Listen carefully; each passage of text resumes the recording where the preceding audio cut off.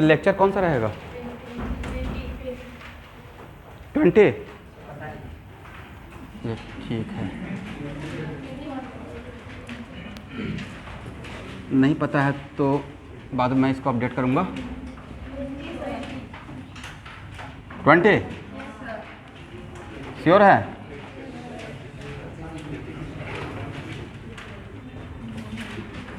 H bonding continue.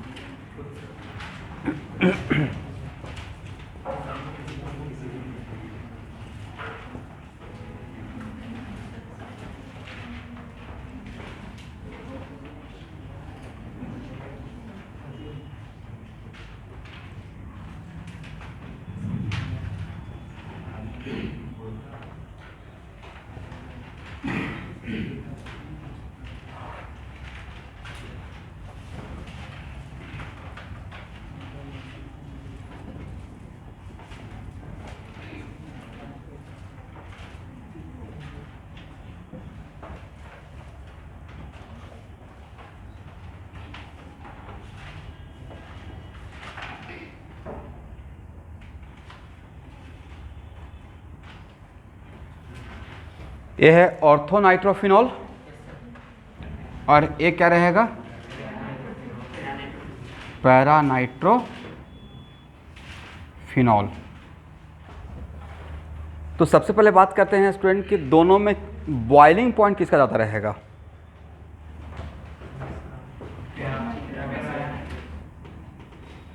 तो boiling point अगर हम लोग इसे ए बोलते हैं, इसे बी बोलते हैं, तो बॉइलिंग पॉइंट का ऑर्डर रहेगा B greater than A. Agree? ये बहुत बार रिपीटेड क्वेश्चन है। वजह सर ऑर्थोनाइट्रोफिनॉल में तो अंदर में ही इंट्रामोलिकुलर एच बॉन्डिंग हो रहा है, तो intramolecular H bonding boiling point को ज़्यादा करता है या कम कर देता है? कम करता है। इसके दो मॉलिक्यूल के बीच में एच बॉन्डिंग होने का चांस और इसके दो मॉलिक्यूल के बीच में एच बॉन्डिंग, इसमें दो मॉलिक्यूल के बीच में, अगर इसमें यहाँ से यहाँ के बीच में क्या इंट्रा होगा? क्या नहीं होगा। तो अपने दूसरे मॉलिक्यूल के साथ करेगा। किस तरीके से दूसरे मॉलिक्यूल के साथ करेगा? ऐसे करेगा।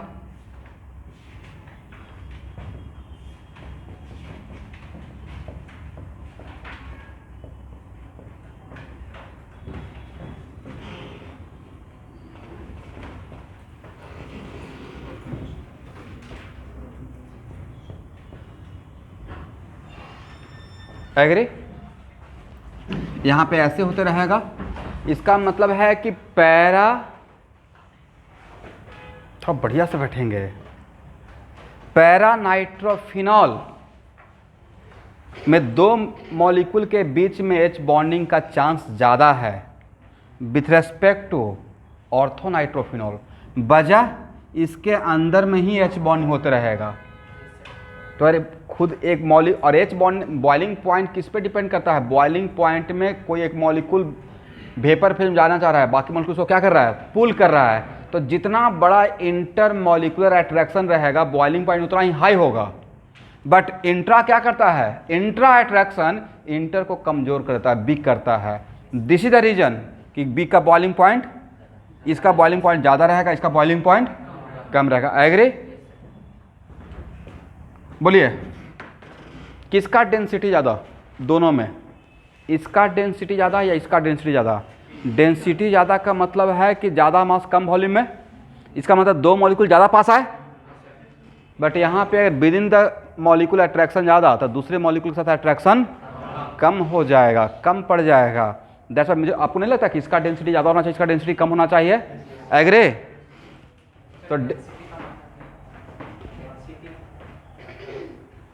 मतलब डेंस हनी और वाटर में कौन ज़्यादा डेंस है? डेंसिटी का मतलब क्या? Mass by volume. इसका मतलब है कि कम वॉल्यूम में ज़्यादा मास, तो डेंसिटी क्या रहेगा? इसका 2 लीटर लीजिए, इसका 2 लीटर लीजिए और दोनों का डेंसिटी निकालिए। तो इसका 2 लीटर में वॉल्यूम अगर 2 लीटर है तो ज़्यादा मास इसमें आ जाएगा और इसका कम मास।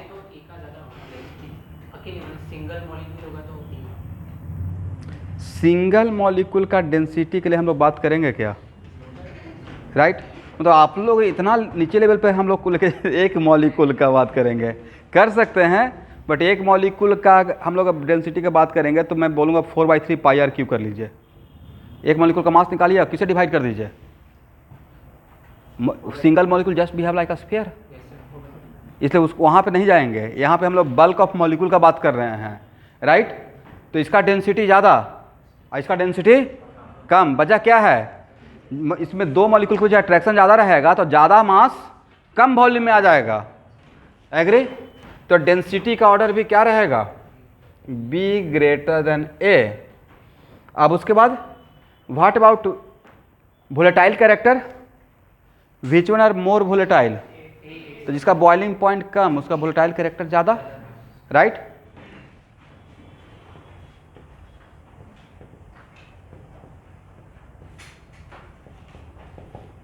क्या हो जाएगा, A greater than B. What about solubility in water, इतना तरीके से बार बार क्वेश्चन पूछा गया है। तो सॉल्युबिलिटी इन वाटर, तो मुझे लगता है B greater than A, B greater than ए।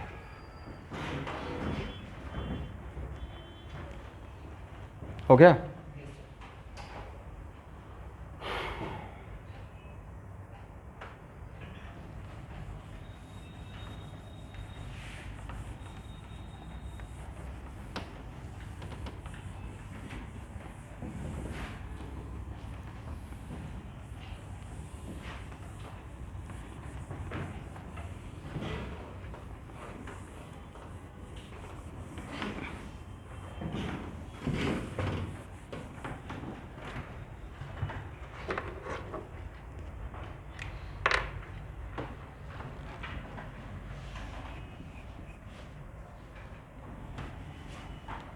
देखिए कोविड के वजह से, अदरवाइज पहले आज से 8 महीना पहले जब प्योर ऑफलाइन 1 साल पहले था, तो हम लोग का जो आप यहाँ पे आते होंगे ऑफलाइन तो सिग्नेचर होता होगा नहीं, और सिग्नेचर का सॉफ्ट कॉपी बनता है। और आप क्लास कौन सा दिन आ रहा है, मतलब आपके पेरेंट्स कभी भी आकर चेक कर सकते हैं कि आपने प्रेजेंट है या नहीं है। और वो जो बहुत कंटिन्यू 3-4 क्लास या 2-3 क्लास बंक कर रहे हैं तो उनका कैटिस से ऑफिस से कॉल भी चला जाता है। तो अभी के टाइम पे थोड़ा गड़बड़ हो रहा था, बट फिर से मैंने सोचा कि हो सकता है बात, ऑफलाइन और ऑनलाइन का स्क्रीनशॉट अपना नाम के साथ ही तो ऐड होते होंगे, ज्वाइन करते होंगे। अब इसमें ऐसा नाम मत रखिएगा ओप्पो 360 राइट, सैमसंग 250, इस टाइप का नाम नहीं, प्रॉपर ओरिजिनल नाम के साथ।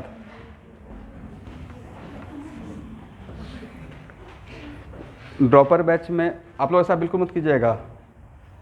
एक मेरे ही नाम से ज्वाइन कर लिया, राकेश सर, राकेश सर मतलब मेरा ही क्लोन। तो मैं उसको मैसेज किया कि मैं राकेश सर, नहीं आई एम राकेश सर, हुआ रही हूँ। अब कहीं से इसको आईडी मिल गया होगा तो सोचा होगा चला मजा थोड़ा ले लेते हैं राकेश सर का, उसी चक्कर में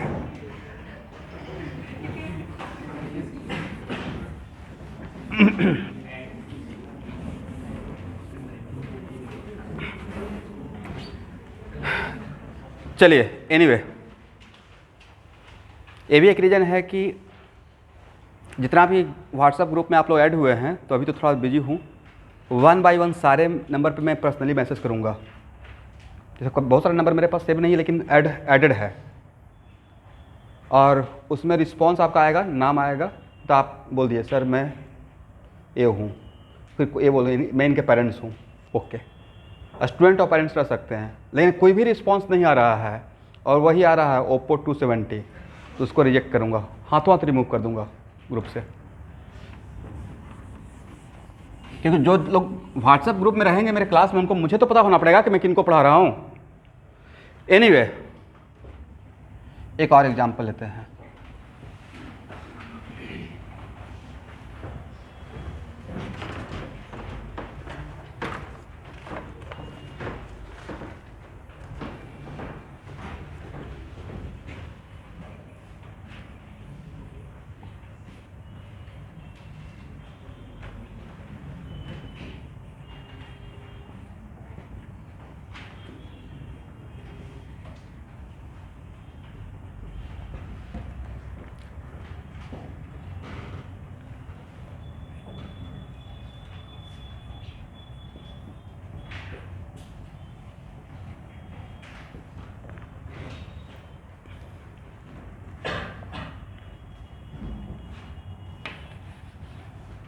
पहले ए और बी का बताइए।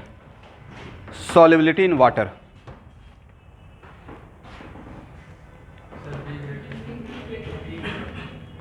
वजह क्या है? Yes, solubility in water. B greater than A. वजह था कि सर यहाँ पे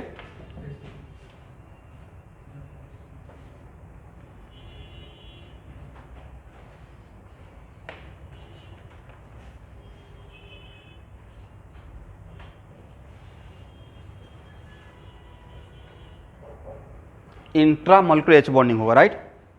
तो दूसरे मॉलिक्यूल के साथ एच बॉन्डिंग करने का चांस, मतलब वाटर है जो सॉल्वेंट जो मॉलिक्यूल रहेगा उसके साथ इसका एच बॉन्डिंग का पॉसिबिलिटी कम हो जाएगा, बट इसका इसके बीच में तो होगा नहीं।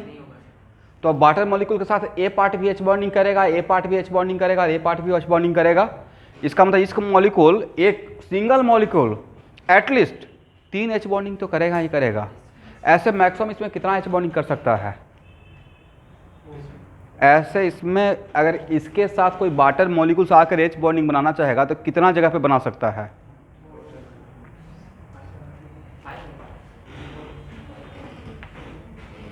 मैं बता रहा हूँ, यहाँ देखिए, यहाँ बनाएगा वाटर का ऑक्सीजन के साथ, वाटर के हाइड्रोजन के साथ, वाटर के हाइड्रोजन के साथ, वाटर के ऑक्सीजन के साथ, अब वाटर के 1 2 3 4 5, मिनिमम 5, मिनिमम कितना?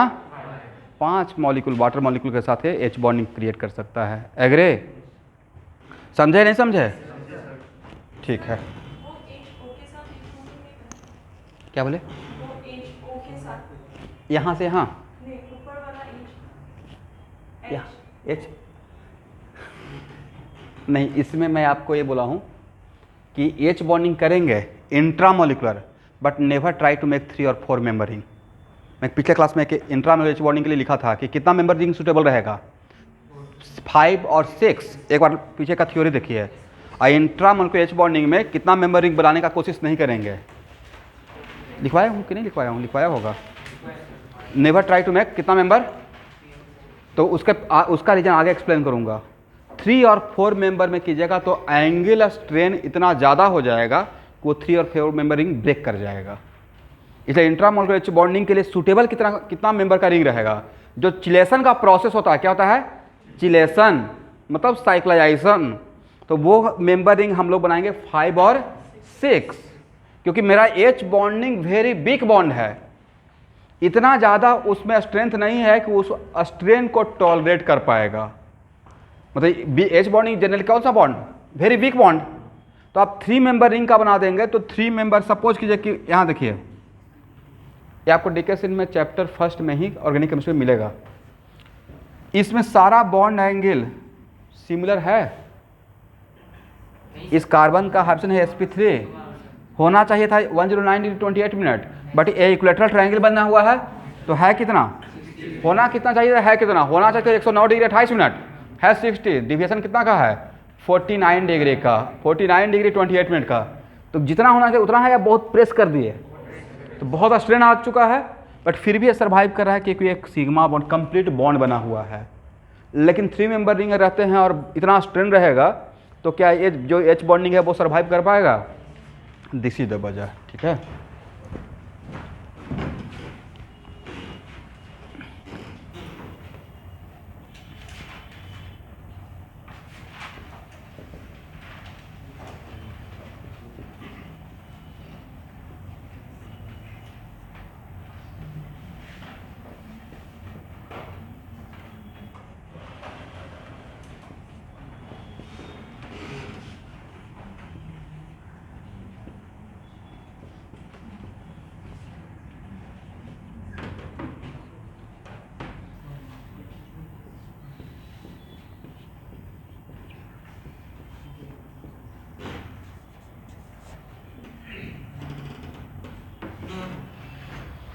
ए, बी एंड सी में सॉल्युबिलिटी इन वाटर,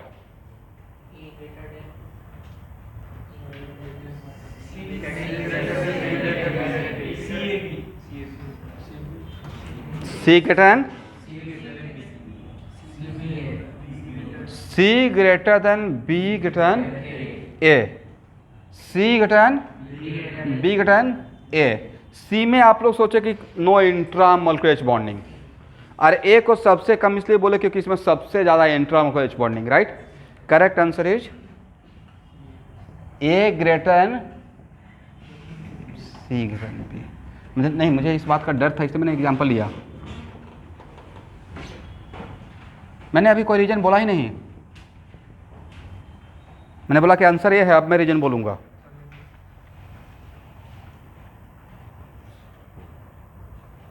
यहां तक समझ, मतलब आंसर ये होगा। इसका मतलब है कि सॉल्युबिलिटी इन वाटर, ध्यान सुनिएगा सब लोग, लाइक डिजॉल्व लाइक डिजॉल्व। तो सॉल्युबिलिटी इन वाटर के लिए सबसे पहले देखेंगे पोलरिटी। कौन सा part? Hydrophilic part. Solubility in water के लिए अगर कार्बन भी ऑर्गेनिक कंपाउंड है, कार्बन है ऑर्गेनिक कंपाउंड, उसका सॉल्युबिलिटी इन वाटर देख रहे हैं, तो उसमें दो चीज था, solubility directly proportional to hydrophilic part और inversely proportional to hydrophobic part. पिछले क्लास में किया है ना। तो सबसे पहला प्रायोरिटी देंगे हाइड्रोफिलिक पार्ट को। इसका मतलब जिसमें हाइड्रोफिलिक पार्ट ज़्यादा रहेगा उसका प्रायोरिटी, उसका सॉल्युबिलिटी ज़्यादा होगा। और अगर हाइड्रोफिलिक पार्ट कॉमन हो गया तब ये फैक्टर चलेगा, कौन सा? इंटर और इंट्रा का। Is it clear? इसका मतलब सॉल्युबिलिटी इन वाटर के लिए सबसे पहले कौन सा पार्ट देखना है? मतलब आपने जो ये आंसर दिया उसमें डैम सिर्फ आप सोचेंगे कि यहाँ पे इंट्रा मॉलिक्यूलर एच बॉन्डिंग होने का चांस सबसे ज़्यादा है, बट दूसरे एस्पेक्ट से सोचिए किसमें हाइड्रोफिलिक पार्ट सबसे ज़्यादा है? ए में। इसका मतलब सॉल्युबिलिटी इन वाटर के लिए प्राइम फैक्टर क्या रहेगा? बोलिए भाई, इतना तो बोल दिया मैंने। 9 नंबर ऑफ हाइड्रोफिलिक पार्ट, जिसमें सबसे पहले किस पे कॉन्सेंट्रेट करेंगे? हाइड्रोफिलिक पार्ट पे। और अगर हाइड्रोफिलिक पार्ट कॉमन रहा तब देखेंगे इंटर और इंट्रा का फैक्टर। Is it clear? इसको लिख लिया जाए, लिखे। For solubility in water,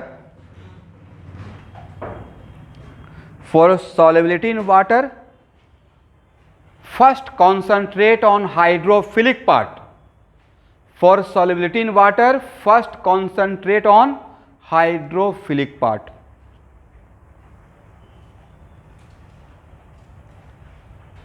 And if hydrophilic part are same,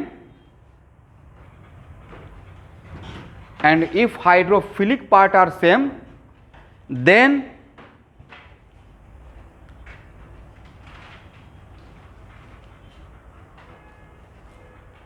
concentrate on inter or intra factor.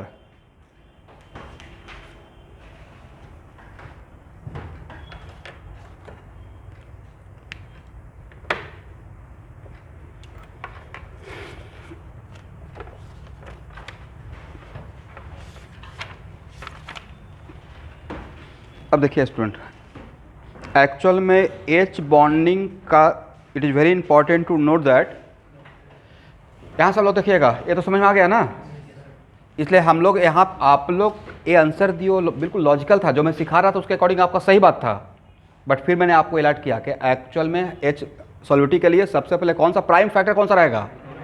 Hydrophilic part. और जब सबसे ज़्यादा हाइड्रोफिलिक पार्ट इसमें है, राइट, और अगर हाइड्रोफिलिक पार्ट सेम रहेगा तब हम लोग कैसे फिर डिफ्रेंशिएट करेंगे?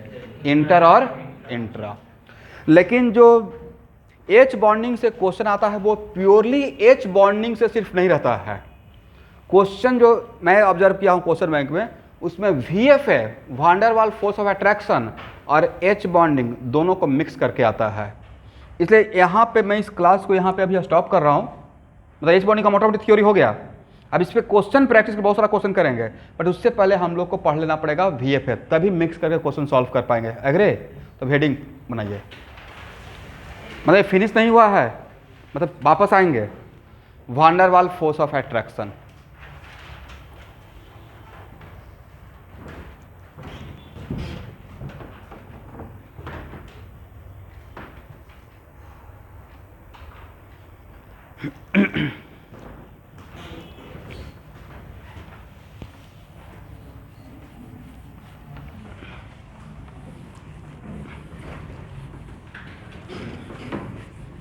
ब्रैकेट में लिखिए inter molecular wander waal force of attraction. Intermolecular van der Waal force of attraction.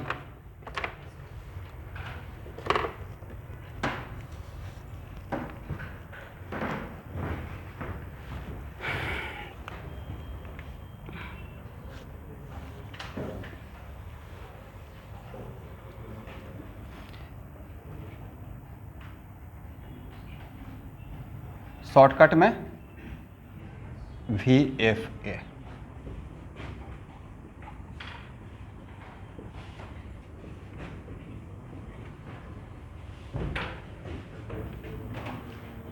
अब एक मिनट,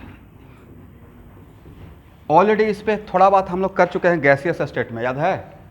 वांडरवाल कांस्टेंट, और वांडरवाल कांस्टेंट में गैस, रियल गैस इक्वेशन, उसमें A और B था। A represent what? A represent force of attraction, वो van der Waal constant था। तो एक्चुअली इन सब का ही वो रिप्रेजेंटेटिव था, राइट? तो पहला van der Waals force of attraction 5 type का होता है। कितना टाइप का? फर्स्ट क्या है? Ion dipole. मैं एक सीक्वेंस में बोल रहा हूँ, according to a strength, according to what? जो सबसे स्ट्रॉन्ग वाला होता है वो सबसे पहले मैंने बोला आयन डाइपोल। हेडिंग बनाइए, आयन डाइपोल VFA।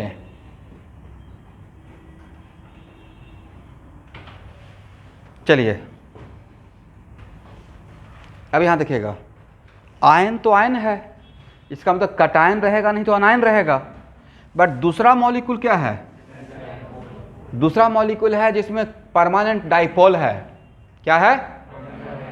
तो इसका मतलब है कि आपसे पूछा जाएगा कि this type of force of van der Waals force of attraction operate between what? Ion और नॉन पोलर मॉलिक्यूल, या आयन या पोलर मॉलिक्यूल्स। तो what are difference of polar molecules and non polar molecules?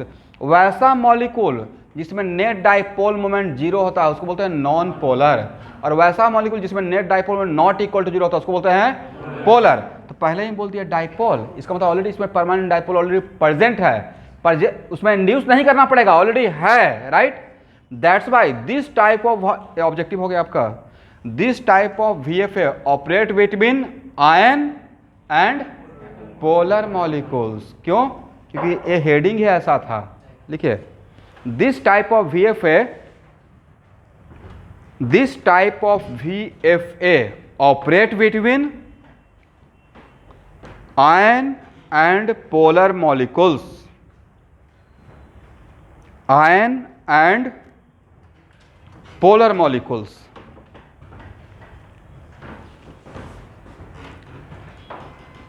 This type of VFA, this type of VFA operate between ion और polar molecule.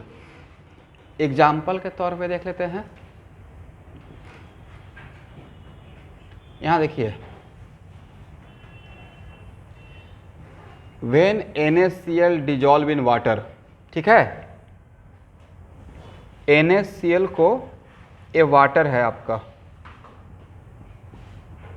अरे solid था, solid NaCl को water में डालते हैं तो एक थोड़ा ज़्यादा नहीं डालते हैं तो ये हाईली सॉल्युबल वाटर है, और ये हो गया सॉल्यूट। ये क्या हो गया? ये क्या हो गया? अगर सॉल्यूट और सॉल्वेंट आपस में बहुत बढ़िया से मिक्स हो रहा है, तो आपस में मिक्स होने का मतलब है कि damn sure there must be a force of attraction between solute and solvent molecules. अगर इन दोनों के बीच में अगर कोई अट्रैक्शन नहीं रहेगा तो क्या इसमें डिजॉल्व होगा? बालू का डाल के देखिए, सैंड बैठ जाएगा, राइट? या इसमें वाटर में क्रेसन ऑयल डालिएगा तो ऊपर आ जाएगा, मिक्स नहीं होगा, दो अलग अलग लेयर बन जाएगा, राइट? लेकिन NaCl को डाल रहे थे, इसमें कंप्लीटली डिजॉल्व हो रहा है। क्यों? डैम श्योर NaCl और इसके बीच में कोई अट्रैक्शन हुआ होगा। तो है अट्रैक्शन, कौन सा सर? Na प्लस है, राइट? आयन है, और उसके बाद वाटर का डाइपोल, एग्री? तो वाटर में कितना डाइपोल सिखाए तो थे आपको। वाटर में एक तो डाइपोल इधर रहेगा, केमिस्ट्री के पॉइंट ऑफ व्यू से एक डाइपोल इधर रहेगा। इन दोनों का रिजल्टेंट बॉन्ड का डाइपोल पॉजिटिव से निगेटिव तरफ रहता है, राइट? तो इन दोनों का डाइपोल किधर रहेगा? तो अगर रिजल्टेंट डाइपोल ऐसे है तो क्या इसको हम लोग ऐसे रिप्रेजेंट कर सकते हैं, माइनस और प्लस दोनों को मिलाकर। इसलिए पहले यहां पे ऐसे देख लीजिए,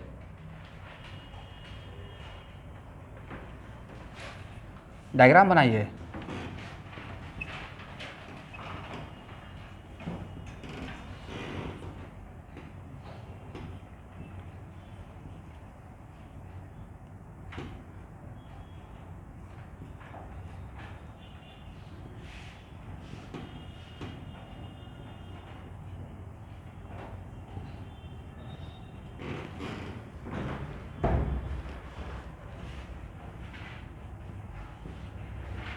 इसी को एक्चुअल में ऐसे इस तरीके से भी आप दिखा सकते हैं।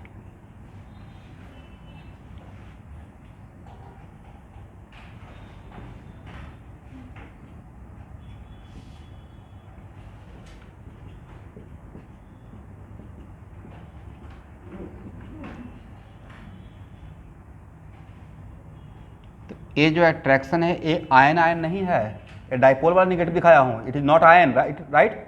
ये डेल माइनस वाला है, कौन सा माइनस वाला है, डेल माइनस डेल प्लस वाला, एग्री। ऐसा नहीं कि यहाँ पे बोल दिया आयन आयन अट्रैक्शन। तो बोलिए ये जो इसका मतलब है कि ये ऑब्जेक्टिव में हो गया, NaCl जो वाटर में डिजोल्व हो रहा है due to which force of attraction, VFA। VFA में भी कौन सा, आयन डाइपोल अट्रैक्शन, एग्री। तो सर Cl माइनस NaCl खुलने का मतलब दोनों खुलना पड़ेगा। Cl माइनस तो ठीक है, तो वाटर का डाइपोल, वाटर में रिजल्टेंट डाइपोल मोमेंट है तो इसका एक पार्ट प्लस भी तो है, राइट। तो Na प्लस किसके साथ, वाटर का माइनस डाइपोल के साथ, और Cl माइनस किसके साथ, वाटर के प्लस डाइपोल के साथ, राइट।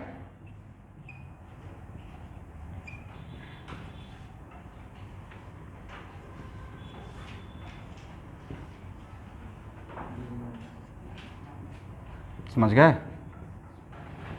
तो ये एग्जाम्पल था।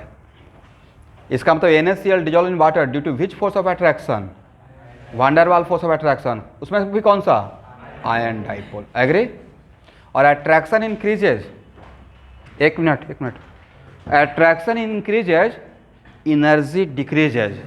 तो जितना जो यहाँ से एनर्जी रिलीज होगा इस एनर्जी को क्या बोलेंगे, तो सॉल्वेशन, सॉल्वेट हो रहा है ना, डिजोल्व हो रहा है, तो इसको बोलेंगे सॉल्वेशन एनर्जी। कौन सा एनर्जी, लेकिन बिकॉज सॉल्वेंट वाटर है दैट्स वाई इसको बोलते हैं हाइड्रेशन एनर्जी। कौन सा एनर्जी, तो which is more generalize, hydration energy या सॉल्वेशन एनर्जी, सॉल्वेशन एनर्जी, ठीक है। हाँ बोलिए, किसी का कुछ डाउट था।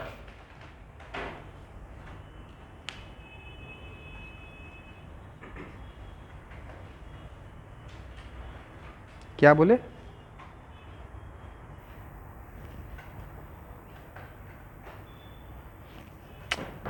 ये आपसे नहीं पूछा जाएगा क्योंकि ये ऐसे एक लेयर बनता है। यहां देखिए, एक मिनट, इसका एक लेयर बनता है स्टूडेंट, नहीं ये मैं आपको पीरियोडिक प्रॉपर्टी में पढ़ाया होगा। और यहां से लेकर आउटर मोस्ट ऑर्बिट को हम लोग बोलेंगे हाइड्रेटेड रेडियस, राइट। कौन सा रेडियस, हाइड्रेटेड रेडियस। तो ये बिल्कुल इसके चारों तरफ वाटर एकदम बिल्कुल सर्कल बना के आता है या स्फेयर बना के आता है, इसलिए यहाँ पे बहुत सारा मॉलिक्यूल जुड़ा रहेगा, एक नहीं बहुत सारा मॉलिक्यूल, राइट। ये तो दिखाने के लिए मैंने ऐसे दिखाया।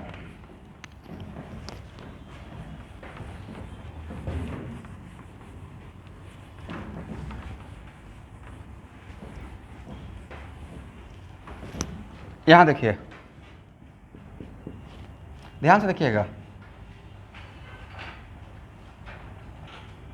HCl डिजॉल्व इन KCl या KCl डिजॉल्व इन HCl, ऐसे मान लीजिए KCl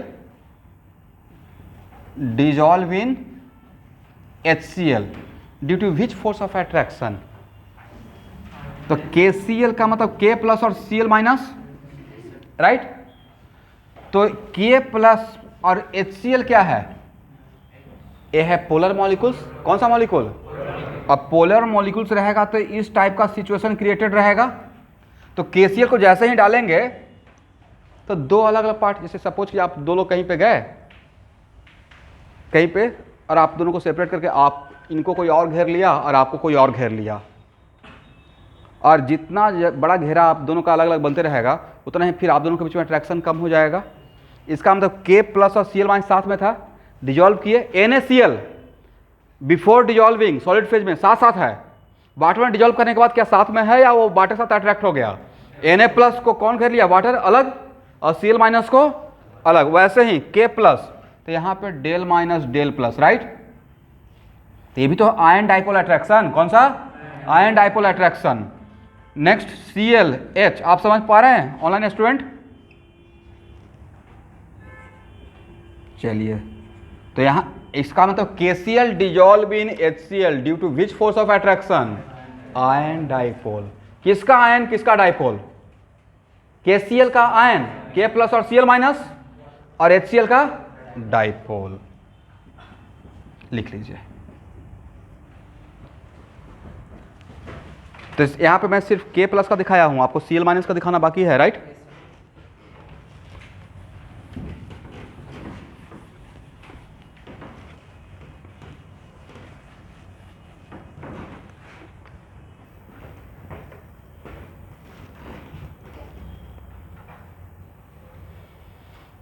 किसका Cl माइनस? HCl का या KCl का? KCl का।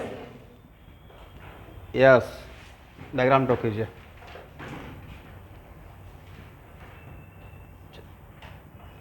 ट्वेल्थ क्लास के बच्चे ज्वाइन किए हुए हैं ऑनलाइन अभी तक? नहीं, आप लोग 11th में अभी तक 11th का फील ले रहे थे, आप 11th से 12th में चले गए। आज से आपका नामकरण चेंज हो गया, क्लास 12th स्टूडेंट। ठीक है, del plus del plus del plus del plus del plus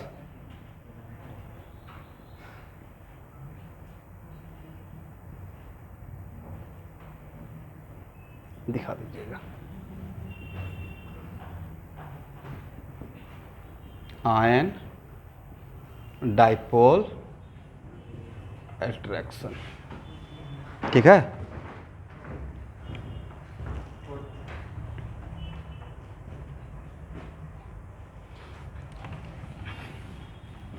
yes, यहाँ देखिए, अब आपका क्वेश्चन के लिए फिर से एक बार रिपीट कर देते हैं। KF dissolve in HF due to,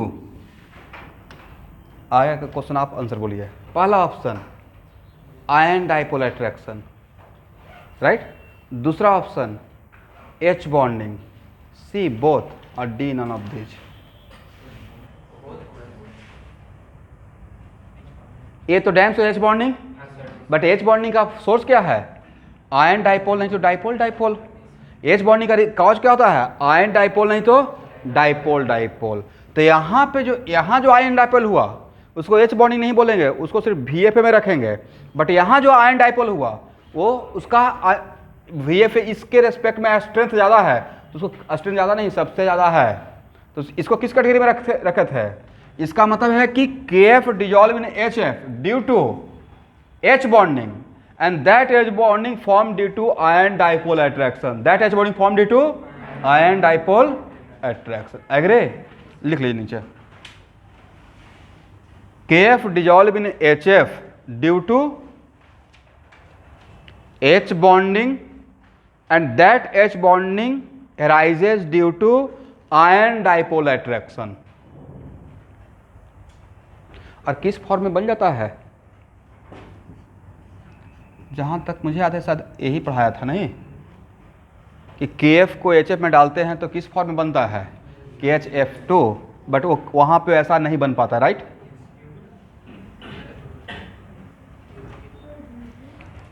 KF dissolve in HF due to H bonding, and that H bonding arises due to H bonding का दो वजह हो सकता है। H bonding अट्रैक्शन है, तो अट्रैक्शन का कुछ तो नाम देंगे। तो H बॉन्डिंग होने का रीजन क्या हो सकता है? किसके वजह से H बॉन्डिंग होता है? या तो आयन डाइपोल अट्रैक्शन, और नहीं तो डाइपोल डाइपोल।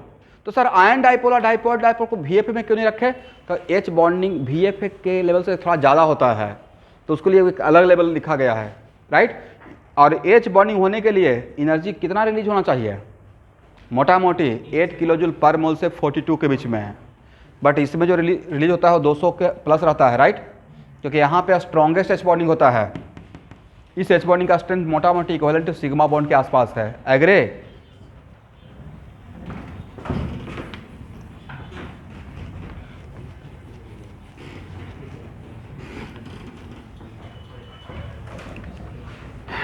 चलिए सेकंड लिखिए।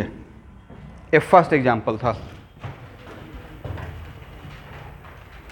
आयन डाइपोल, फर्स्ट था, सेकंड लिखिए तो dipole dipole attraction. Dipole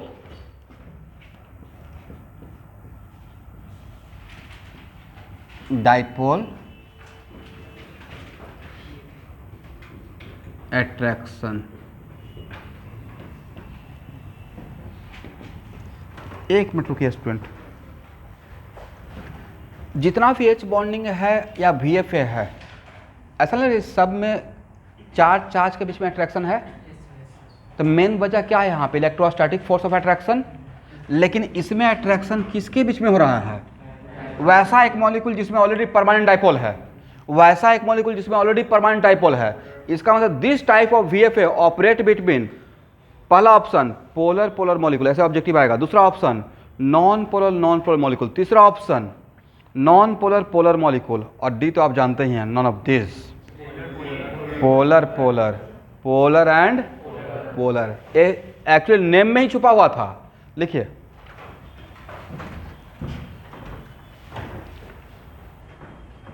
this type of VFA, this type of van der Waals force of attraction operate between polar molecules and polar molecules. This type of van der Waals force of attraction operate between polar molecules and polar molecules.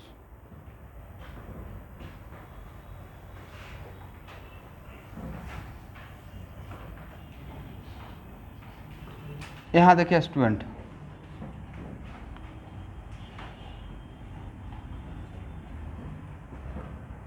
In general यहाँ देखिएगा,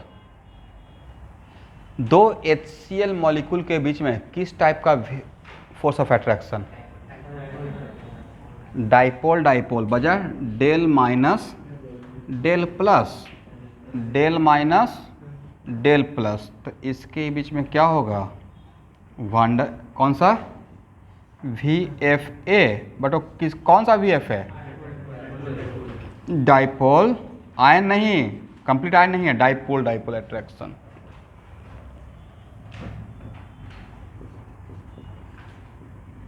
but दो HF के बीच में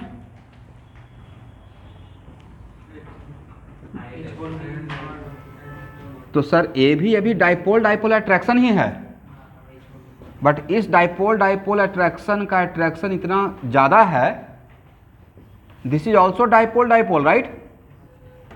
dipole dipole, but इस dipole dipole का नाम VFA दें या H बॉन्डिंग? H बॉन्डिंग दिखा दीजिए, ठीक है।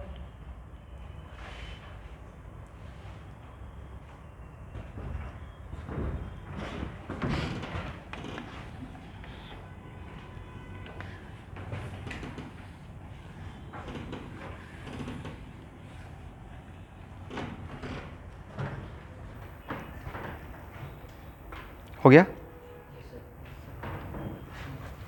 चलिए लिखिए next, third. Ion induce dipole attraction या VFA। इसका मतलब क्या हुआ? यहां देखिए, ये ऑलरेडी एक आयन है, बट दूसरा जो मॉलिक्यूल है उसमें पहले से डाइपोल नहीं था, उसमें पहले से डाइपोल क्रिएट किया गया। डाइपोल क्या किया गया? क्रिएट किया गया है। इसका सबसे बढ़िया एग्जाम्पल है कि सपोज कीजिए आप किसी के यहाँ एज ए गेस्ट बन के गए, थोड़ा बहुत जान पहचान है बट छोटा बच्चे से जान पहचान नहीं है, बस एक 5 स्टार का टॉफ़ी रखिएगा साथ में। जैसे ही बैठ के उसको ऐसे दिखाइएगा एकदम बिल्कुल पोलराइज हो जाएगा आपकी तरफ, नहीं? अब बैठ के आराम से खाएगा, ख़त्म होने के बाद बैक टू पेवेलियन, मतलब अपने माँ के पास चला जाएगा, राइट? इसका मतलब है कि आप पुल कर सकते हैं। अगर इलेक्ट्रॉन क्लाउड किसी का सिमेट्रिकल है, क्या है? सिमेट्रिकली डिस्ट्रीब्यूटेड है क्लाउड। किसका क्लाउड? इलेक्ट्रॉन का। और अगर यहाँ पे पॉजिटिव सेंटर रख दिए, कौन सा सेंटर? जब तक ये पॉजिटिव सेंटर नहीं है तब तक सिमेट्रिकल है। ऐसा ही तो फजन रूल में पढ़े थे, कौन सा? तो अगर यहाँ पे रखते हैं तो अब ये क्या सिमेट्रिकल रहेगा या अनसिमेट्रिकल हो जाएगा? इसका शेप डिस्टॉर्टेड हो जाएगा और ये किसकी तरफ शिफ्ट कर जाएगा? तो अब जब अनसिमेट्रिकल हो जाएगा तो ज़्यादा इलेक्ट्रॉन क्लाउड किधर रहेगा? इधर। तो इधर अगर अभी यहाँ पे क्या था? बिल्कुल हर जगह पे यूनिफॉर्मली न्यूट्रल था, यूनिफॉर्मली था, राइट? लेकिन नॉन यूनिफॉर्म हो जाएगा तो यहाँ पे डेल माइनस इधर क्या हो जाएगा? डेल प्लस हो जाएगा। पहले से डाइपोल था नहीं, कोई पोल नहीं था कि प्लस माइनस का, आपने इसके वजह से पोल क्रिएट कर दिया। क्या किया?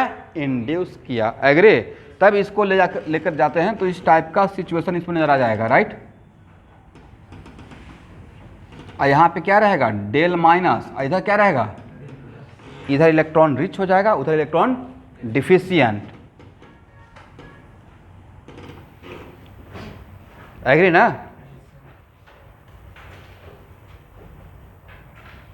तो आपको नहीं लगता ये थोड़ा फोर्सिंग कंडीशन है? समटाइम्स ऐसा नहीं लगता है? कुछ ऐसा रहता है कि दो फ्रेंड हैं और एक फ्रेंड को कहीं जाने का मन नहीं है, लेकिन दूसरा बोल रहा है प्लीज़ चलो चलो कहीं पे कुछ खाते हैं, मतलब उसका मन नहीं है, फिर भी फोर्सिंग कंडीशन में वो गया और खाने के बाद पैसा भी उसी से दिलवा दिए। तो उससे ज़्यादा ख़राब कुछ नहीं लग सकता है, राइट? मतलब एक कहीं पे शूट करेगा एग्जाम्पल। वैसे ही है कि यहाँ पे अट्रैक्शन नहीं होना चाहिए था, इसका कोई पोलराइजेशन नहीं था, बट आपने क्या किया? फोर्सिंग कंडीशन में यहाँ पे चार्ज का पोलराइजेशन किए और उसके बाद अट्रैक्शन किए, राइट? इसका मतलब कि पहला कैटेगरी क्या था? Ion dipole attraction. क्या था? और तीसरा कैटेगरी क्या है? Ion induced dipole attraction. दोनों में से किसका स्ट्रेंथ ज़्यादा होना चाहिए स्टूडेंट? आयन डाइपोल का। उसमें इंड्यूस नहीं करना पड़ा, बट ये नहीं लगता कि इसमें थोड़ा सा अगेंस्ट है? पहले से डाइपोल नहीं, आपने डाइपोल इंड्यूस किया, मतलब वो मर्जी नहीं था, बट आपने इंड्यूस किया फिर अट्रैक्शन किया। तो फर्स्ट और थर्ड में किसका स्ट्रेंथ ज़्यादा रहना चाहिए? फर्स्ट का। Agree?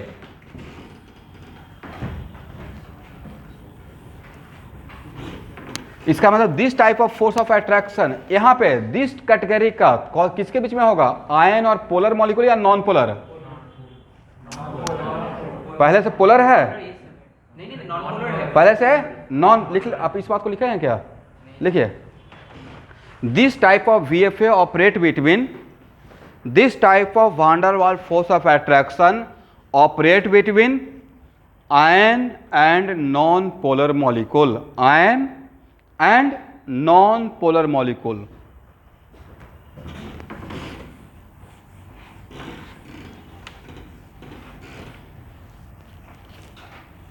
For example, Na plus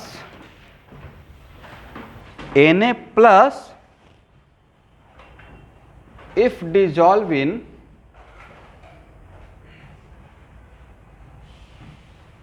या Na plus and Cl2, Na plus and Cl2 के बीच में जो फोर्स ऑफ अट्रैक्शन होगा वो किस कैटेगरी का रहेगा? तो Na प्लस का मतलब आयन और Cl2, यहाँ देखिए F2 Cl2 Br2 I2। F2 में सर दोनों का इलेक्ट्रोनेट सेम है तो 0 0 चार्ज रहेगा।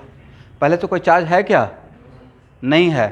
इसका मतलब है कि सर इसके बीच में जो बॉन्ड बना है उसका इलेक्ट्रॉन क्लाउड इसका बिल्कुल दोनों में इक्वली डिवाइडेड रहेगा, बिल्कुल सेंटर में रहेगा, राइट? और सेंटर में रहेगा तो इस पे 0 चार्ज, इस पे भी क्या रहेगा? 0 चार्ज रहेगा। Is it clear? Same for what?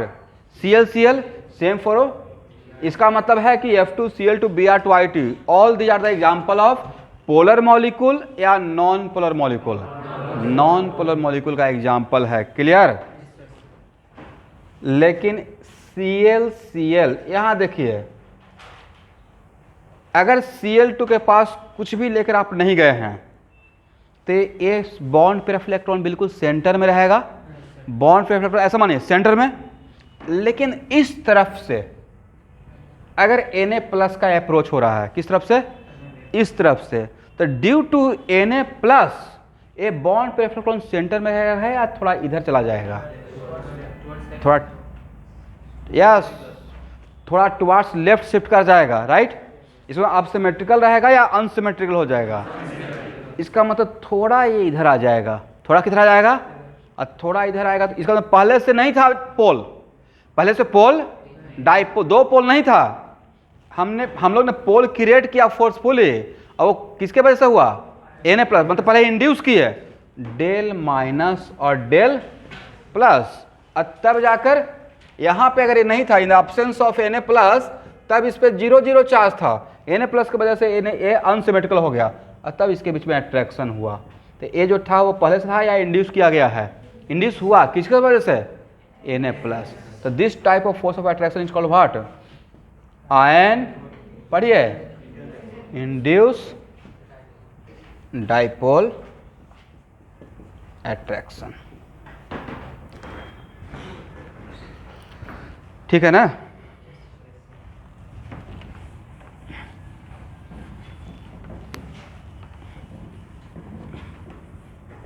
Next cut करिए लिखिए।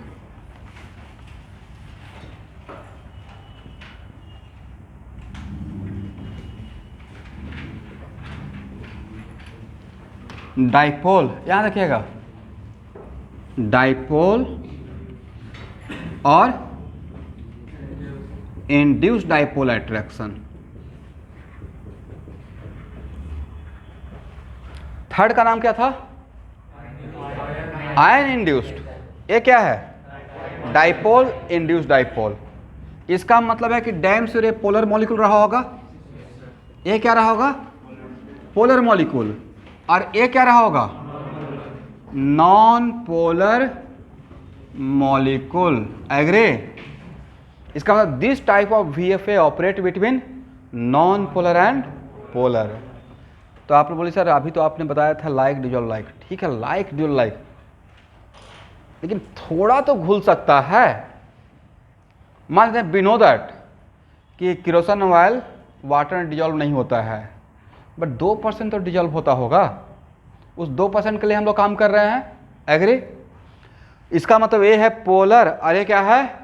Non polar. ये है डाइपोल, ये है इंड्यूस। एक मिनट, ये जो इंड्यूस डाइपोल है, उस डाइपोल को इंड्यूस किसने किया? डाइपोल। बट कंप्लीट आयन या थोड़ा चार्ज? तो आपसे कोई पूछेगा कि यहाँ पे इलेक्ट्रॉन क्लाउड है, सिमेट्रिकल, राइट, और एक सिचुएशन ऐसा है कंप्लीट आयन, और इलेक्ट्रॉन क्लाउड है, और एक सिचुएशन ये है थोड़ा पॉजिटिव चार्ज। किसका पावर इंड्यूस करने का ज़्यादा रहेगा? इसका ज़्यादा रहेगा, ये ज़्यादा इंड्यूस करेगा। अरे इसका मतलब थर्ड और फोर्थ में किस में अट्रैक्शन ज़्यादा होगा? थर्ड में ज़्यादा होगा। थर्ड में, क्योंकि यहाँ पे इंड्यूस डाइपोल का अमाउंट क्या हो गया है? इसका यहाँ पे इंड्यूस करने का पावर ज़्यादा था, आयन ने इंड्यूस किया। यहाँ पे कौन इंड्यूस कर रहा है? आयन या पार्शियल चार्ज?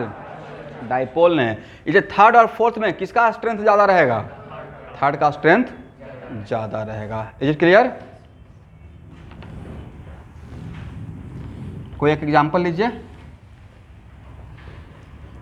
यहाँ देखिए HCl एंड Cl2 के बीच में किस टाइप का फोर्स ऑफ अट्रैक्शन ऑपरेट होगा? HCl है पोलर और Cl2 क्या है? Non. Yes, very good, very good.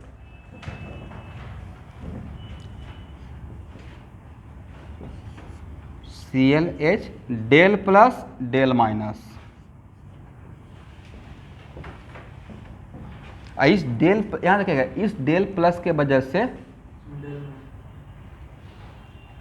थोड़ा चार्ज डेवलप होगा, वेरी थोड़ा, और डेल डेल प्लस, क्या बोले, ये डेल है नॉट एस। ऐसे लिखने का तरीका, छोटा चार्ज को ऐसे डेल से दिखाते हैं, ठीक है। एस नहीं लिखता हूँ एक्चुअली, ये डेल है। मतलब कहने का सेंस है, यहाँ देखिए कि अगर इस पर चार्ज था तो इसमें जो इंड्यूस हुआ तो इसके रिस्पेक्ट में बहुत थोड़ा है, बस इतना सेंस और कुछ नहीं है। और इसके बीच में जो अट्रैक्शन होगा तो इस अट्रैक्शन का नाम क्या रहेगा, बोलिए, डाइपोल, इंड्यूस डाइपोल, ठीक है।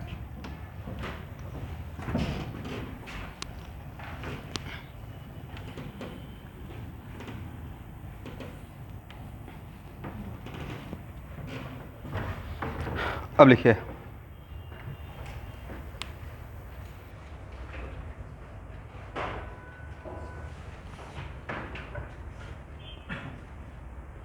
induced dipole, induced dipole, fifth one, induced dipole, induced dipole, van der Waals force of attraction, induced dipole, induced dipole, van der Waals force of attraction.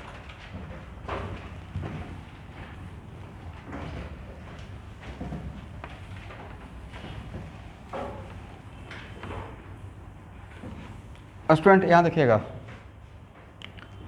इसका हेडिंग क्या है, इंड्यूस्ड डाइपोल और induced dipole, agree. इसका मतलब दोनों में से दोनों मॉलिक्यूल क्या था पहले से, non polar non polar, right. ठीक है, this type of van der Waals force of attraction, this type of van der Waals force of attraction operate between non-polar and non-polar molecule, operate between non-polar and non-polar molecule.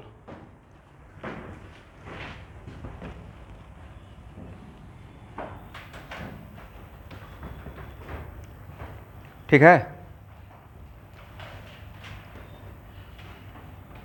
देखिए इस force का एक और नाम है,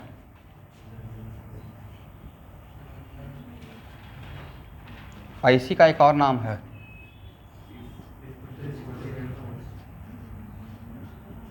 dispersive force, लिख लीजिएगा, ठीक है।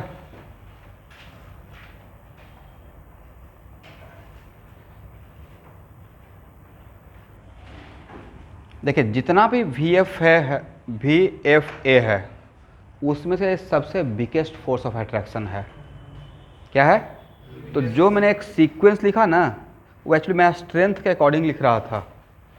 सबसे ज़्यादा किसका अट्रैक्शन रहेगा, आयन डाइपोल का, इसको लिख लीजिए। उसके बाद किसका रहेगा, डाइपोल डाइपोल। उसके बाद किसका रहेगा, आयन इंड्यूस डाइपोल। और उसके सबसे कम किसका रहेगा, सॉरी, डाइपोल इंड्यूस डाइपोल। और सबसे कम किसका रहेगा, इंड्यूस डाइपोल, इंड्यूस डाइपोल। एक किसका ऑर्डर है, स्ट्रेंथ। इन सब का बिग बॉस कौन रहेगा,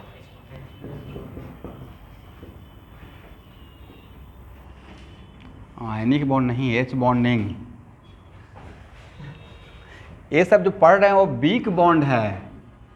एक आप लोग तो कंप्लीट बॉन्ड ही बना देते हैं, आयनिक बॉन्ड Na+Cl-। ये तो वेरी स्ट्रांग फोर्स है। हम लोग जो स्टडी कर रहे हैं वो कौन सा, कंप्लीट बॉन्ड का कर रहे हैं या वीक बॉन्ड का कर रहे हैं, like H bonding and VFA। मतलब among weak bond like H bonding and VFA में किसका इन जनरल किसका स्ट्रेंथ ज़्यादा है, H बॉन्डिंग का, राइट। और सबसे इंटरेस्टिंग बात यह है कि सबसे वीक है बट एग्जाम के पॉइंट ऑफ व्यू से सबसे इंपॉर्टेंट है। मतलब सब एक तरफ और ये अकेले एक तरफ, इतना इंपॉर्टेंट है। तो इस पर हम लोग को आराम से रुक कर अभी पढ़ना पड़ेगा, ओके। यहां तक हो गया। चलिए अब इंड्यूस्ड डाइपोल को आपको समझाने के लिए एक एग्जाम्पल से स्टार्ट करते हैं।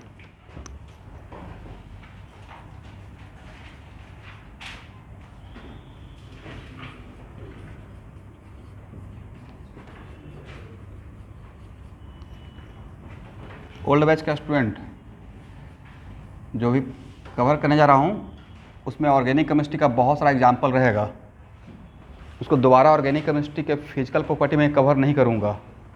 इसी के अंदर मैं अभी पढ़ाने वाला हूँ बॉइलिंग पॉइंट या मेल्टिंग पॉइंट या स्टेबिलिटी ऑफ अल्केन। एग्री? तो उसको अल्केन के फिजिकल प्रॉपर्टी में कवर नहीं करूँगा। This is the right place right time, यहाँ पे ही कवर करेंगे। चलिए सबसे पहले रूम टेम्परेचर पे F2 किस फॉर्म में होता है? सॉलिड, लिक्विड या गैस? गैस। एग्री? Cl2 भी किस फॉर्म में होता है? और गैसियस स्टेट में पढ़ा रहे थे तो आपको एक चीज बताए थे कि जिसका वान डेर वाल कांस्टेंट A का वैल्यू ज़्यादा उसका लिक्विफिकेशन होने का चांस ज़्यादा। Br2 रूम टेम्परेचर पे किस फॉर्म में रहता है? लिक्विड। कौन सा फॉर्म? और I2 किस फॉर्म में रहता है? सॉलिड।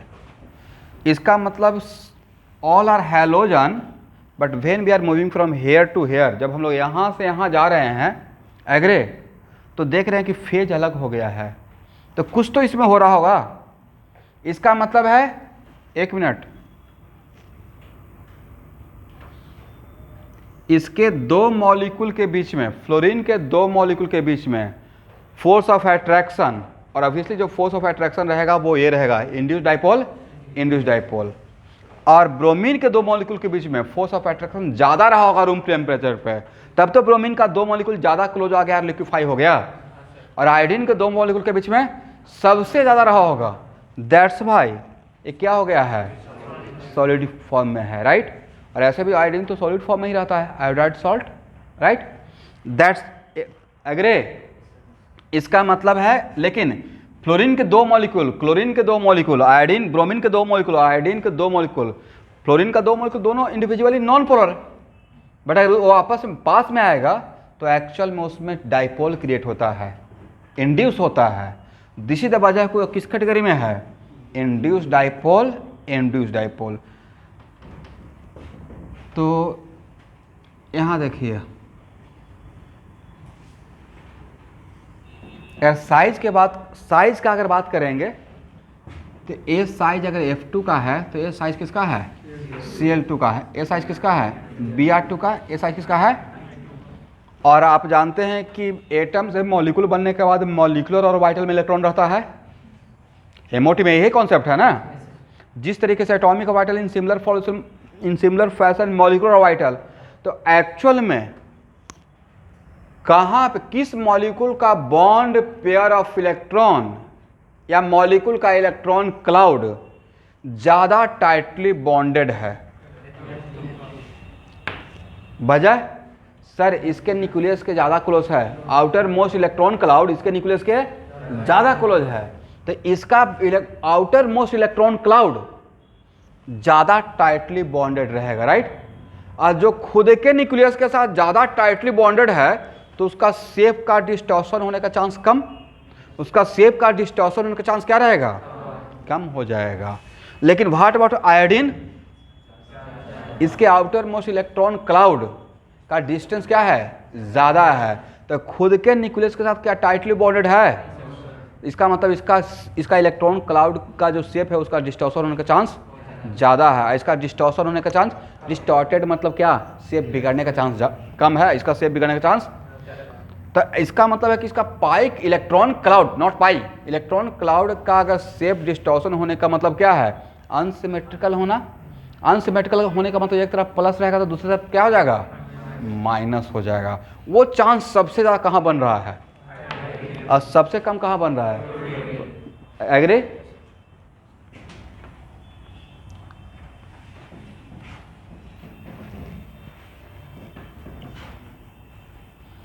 अब बहुत बढ़िया समझिए, ऑनलाइन स्टूडेंट देखे तो वीडियो नज़र आ रहा है?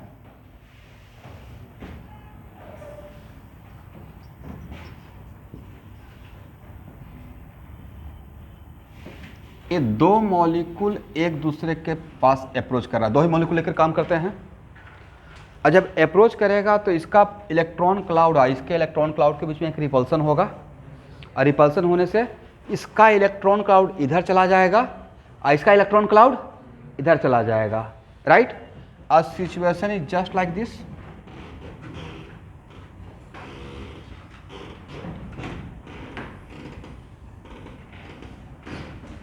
सिमेट्रिकल रहा या अनसिमेट्रिकल हो गया?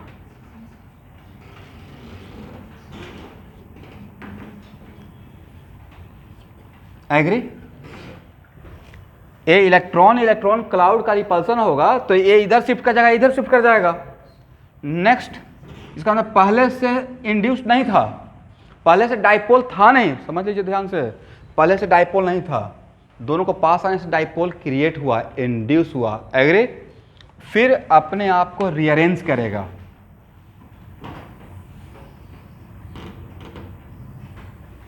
इस तरीके से, और इसका प्लस किसके तरफ, उसका माइनस की तरफ अपने आप को ओरिएंट करेगा, और इसका माइनस इसका प्लस, और तब जाकर फोर्स ऑफ अट्रैक्शन। इसका मतलब पहले चार्ज को इंड्यूस किया, फिर रीअरेंज हुआ, और तब, लेकिन ये जो सिचुएशन है प्लस माइनस होने का, उस सबसे ज़्यादा चांस कहाँ बन रहा था? आयोडीन में। और सबसे कम चांस कहाँ बनेगा? फ्लोरीन। वजह सर, फ्लोरीन में इस तरीके का होने का चांस बहुत कम है, बिकॉज उसका साइज स्मॉल है, तो खुद के न्यूक्लियस के साथ इतना ज़्यादा वो टाइटली बॉन्डेड है कि उसका डिस्टॉर्टेड होने का चांस कम रहेगा। दिस इज द वजह कि when we are moving from fluorine to iodine, तो जैसे जैसे नीचे आ रहे हैं वैसे से इंड्यूस होने का इंड्यूस डाइपोल होने का चांस ज़्यादा है ड्यू टू दिस मैकेनिज्म। और जिसमें इंड्यूस डाइपोल ज़्यादा होगा उसमें van der Waals force of attraction ज़्यादा होगा। दिस इज द रीजन कि आयोडीन किस फॉर्म में एग्जिस्ट करता है? सॉलिड। ब्रोमीन किस फॉर्म में? थोड़ा कम लिक्विड। और क्लोरीन गैस, और फ्लोरीन, लेकिन फ्लोरीन और क्लोरीन में किसका लिक्विफिकेशन का चांस ज़्यादा? क्लोरीन का। वजह उसमें इंड्यूस डाइपोल होने का चांस ज़्यादा है, एग्री?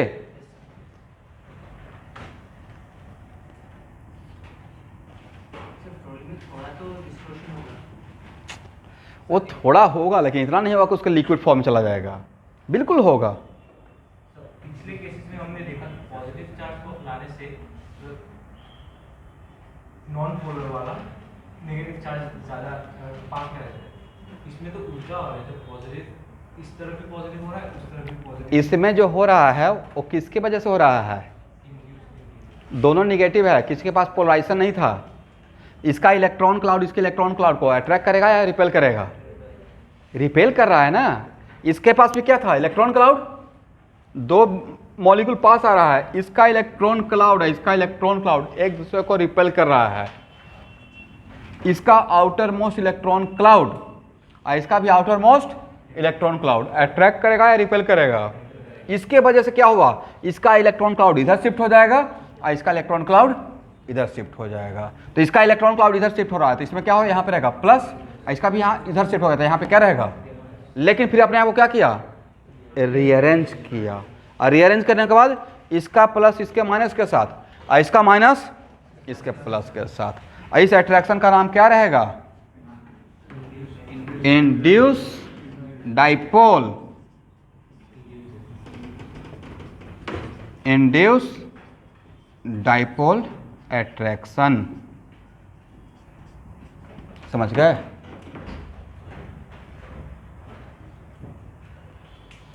तो आप इस क्वेश्चन का आंसर दे पाएंगे?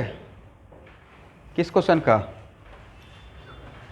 कि फ्लोरीन, क्लोरीन, ब्रोमीन, आयोडीन में फेज का डिफरेंस क्यों हो रहा है? हो जाएगा ना? Due to which force of attraction?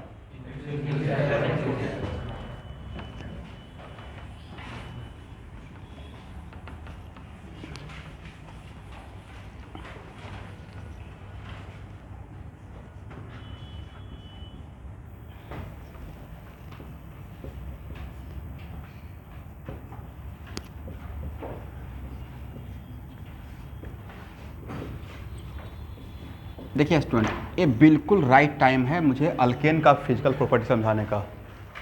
किसका? कौन सा? Melting point, boiling point. Alkyne का तो ऑलरेडी हम लोग देख चुके हैं, अल्कीन का मोटा मोटी, फिर भी देखेंगे यहाँ पे थोड़ा। एंड स्टेबिलिटी, अल्केन के बाद अल्कीन पे आएंगे, ठीक है।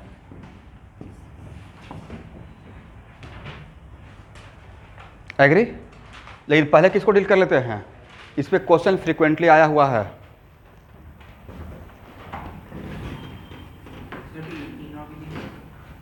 नहीं, ये तो इसी टॉपिक के अंदर है। मैंने कोई नया टॉपिक नहीं शुरू किया भाई। मेरा टॉपिक का नाम क्या है? Chemical bonding. Is it compulsory? Chemical bonding में क्या है? ऑर्गेनिक का कोई कंपाउंड का नाम नहीं ले सकते हैं ना। ऑर्थोनाइट्रोफिनॉल कौन सा कंपाउंड था? उसको वहां जाकर पढ़ेंगे या राइट प्लेस यहाँ था? मैंने लिख दिया है कि इसके अंदर इसको थोड़ा डील करते हैं। चलिए यहाँ देखिएगा, फ्लोरीन क्लोरीन, इसको डील करेंगे बट उससे पहले कुछ सीखिए। फ्लोरीन क्लोरीन ब्रोमीन आयोडीन ऊपर से नीचे आ रहे हैं तो मॉलिक्यूलर वेट इंक्रीज कर रहा है। एग्री? मॉलिक्यूलर वेट डिक्रीज कर रहा है या इंक्रीज कर रहा है? इंक्रीज कर रहा है।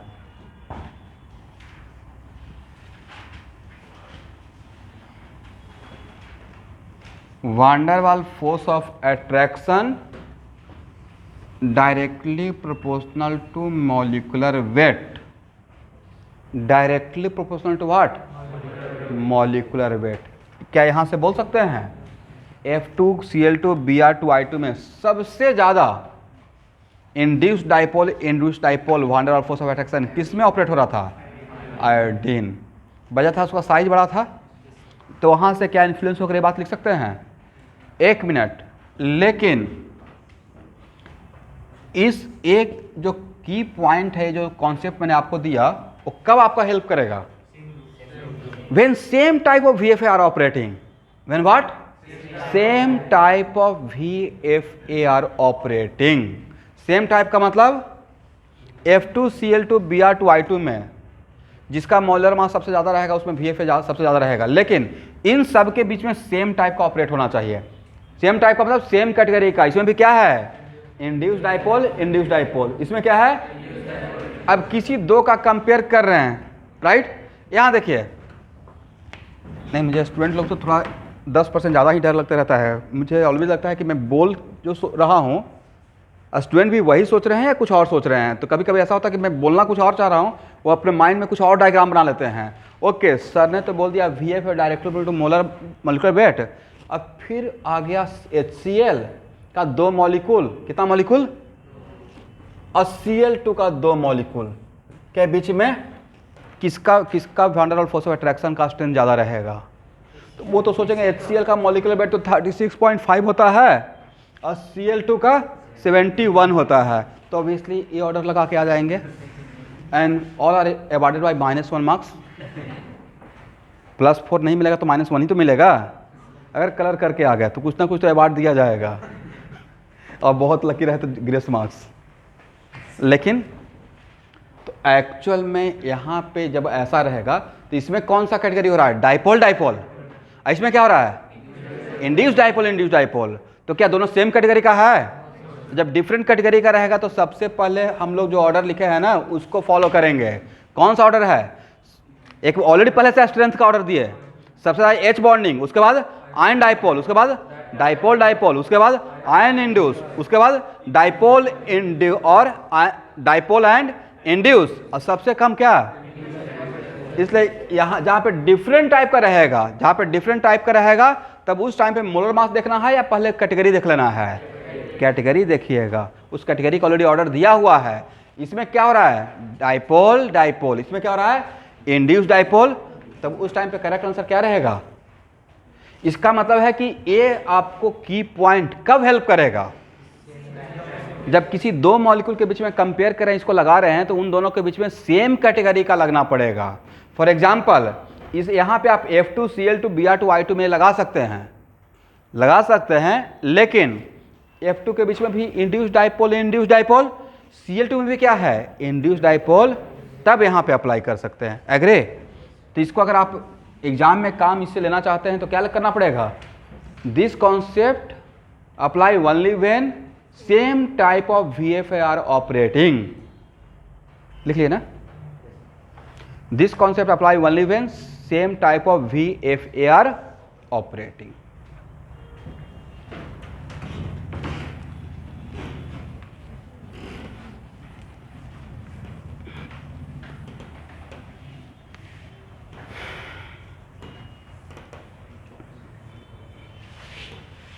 चलिए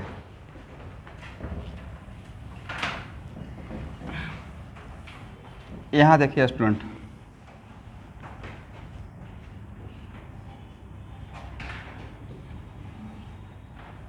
अल्केन क्या है? बोलिए। हाइड्रोकार्बन। और जनरली हम लोग हाइड्रोकार्बन को क्या मान के चलते हैं? हाइड्रो मतलब non polar. Generally hydrocarbon are what? Polar या नॉन पोलर।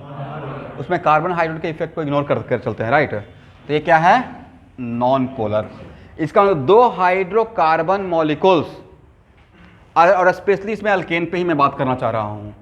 दो अल्केन का मॉलिक्यूल के बीच में जो अट्रैक्शन होगा वो किस कैटेगरी में फॉल करेगा? Induced dipole, induced dipole. Is it clear? Okay.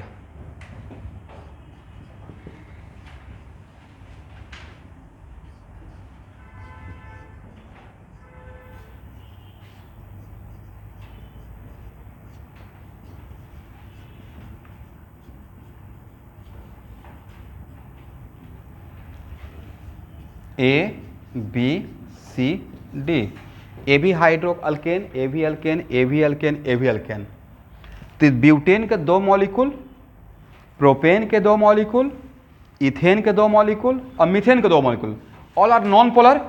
तो इसके दो मॉलिक्यूल नॉन पोलर ना, अभी तो बोला वहां पे, मैंने लिखा भी, राइट? ये आपको मान के चलना है आंसर देने के लिए।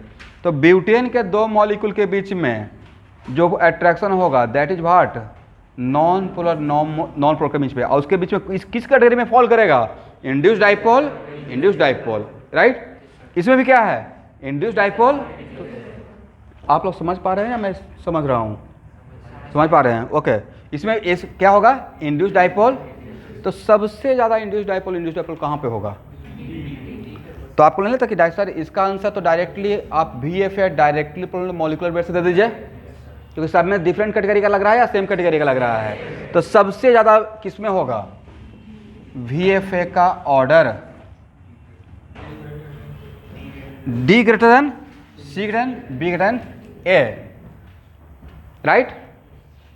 एग्री ना? इसका मतलब इसके दो मॉलिक्यूल के बीच में सबसे ज़्यादा अट्रैक्शन है। यहाँ देखिए, इसके दो मॉलिक्यूल के बीच में ये जो आप ऑर्डर दिए किसका दिए? इंट्रा का या इंटर का? दो मॉलिक्यूल के बीच कर रहे हैं ना, एक कौन सा है? इंटर। और एक मिनट, किसी भी non polar molecule, not polar, non polar molecule का मेल्टिंग पॉइंट या बॉइलिंग पॉइंट दोनों कंट्रोल करता है VFA, van der Waals force of attraction. मोटा मोटी ये मान के चलिए, ठीक है? तो मान लेते हैं कि मेल्टिंग पॉइंट के खास करके मेल्टिंग पॉइंट में क्या होता है कि मॉलिक्यूल्स आपस में सॉलिड फेज में जुड़ा हुआ रहता है, नहीं? मॉलिक्यूल्स एक दूसरे के बहुत पास रहता है सॉलिड फेज में, और हम लोग मेल्ट करने का मतलब क्या है कि इसके बीच का अट्रैक्शन को ब्रेक कर देंगे। अट्रैक्शन को क्या कर रहे हैं? ब्रेक। और ब्रेक करने के बाद ये जब लिक्विड कौन सा फॉर्म है? ये सॉलिड फॉर्म है। यहाँ देखिएगा, अब ब्रेक करने के बाद ये लिक्विड फॉर्म में एक दूसरे से सेपरेट हो जाता है। तो जो ब्रेक करने के लिए एनर्जी चाहिए वो किसको ब्रेक करना है? फोर्स ऑफ एट्रैक्शन को, फोर्स ऑफ एट्रैक्शन को। इसका मतलब इन चारों में किसका मेल्टिंग पॉइंट सबसे ज़्यादा होना चाहिए? बोलिए डी का। इसका मतलब क्या यहाँ बोल सकते हैं? एक मिनट, VFAR directly equal to what? Melting point, sorry, VFAR directly equal to molecular weight. और मेल्टिंग पॉइंट और VF है also directly proportional to what, melting point. लेकिन एक कब अप्लाई कर सकते हैं, इन दोनों को मिलाकर क्या ये बोल सकते हैं melting point directly proportional to molecular weight. लेकिन ये बात कब लिख सकते हैं, when same type of VF है, व्हेन, क्योंकि इसमें एक कंडीशन था ना, same type of, very good, VFA। तो यहां भी क्या लिखिएगा, ये अगर लिखते हैं तो same type of VFA, agree. तो इस तरीके से मीथेन, इथेन, प्रोपेन, ब्यूटेन में सबसे ज़्यादा मेल्टिंग पॉइंट या इवन बॉइलिंग पॉइंट किसका रहेगा, ब्यूटेन का। लिख लीजिए order, D greater than C greater than B greater than A, किसका ऑर्डर है, VFA का as well as melting point का as well as boiling point का, एग्री।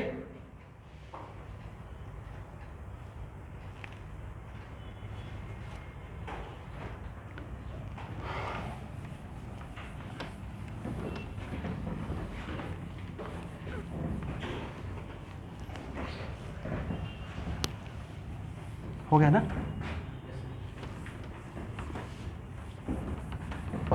हटाए,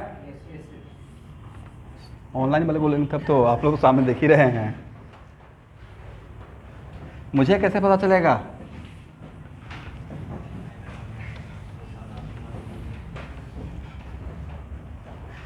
ओके, शुभांकर के कारण ही ऑनलाइन चल रहा है। लेकिन बेचारा शुभांकर कितना अपने आप को सेक्रीफाई करेगा, पिछले 1.5 ईयर से तो सेक्रीफाई करके घर पे हैं।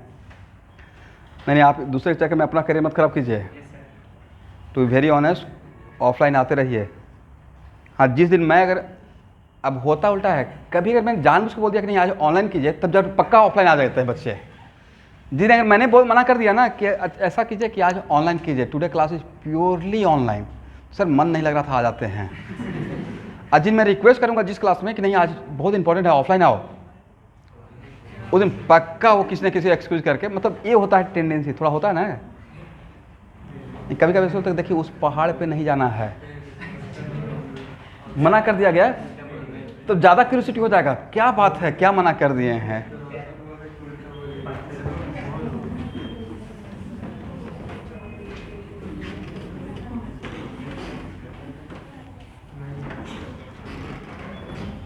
चलिए एनीवे,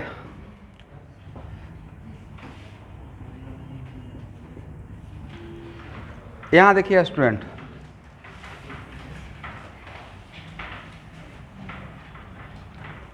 दो ऐसा मॉलिक्यूल जिसका शेप मोटा मोटी लीनियर है, लाइन के जैसा है, राइट।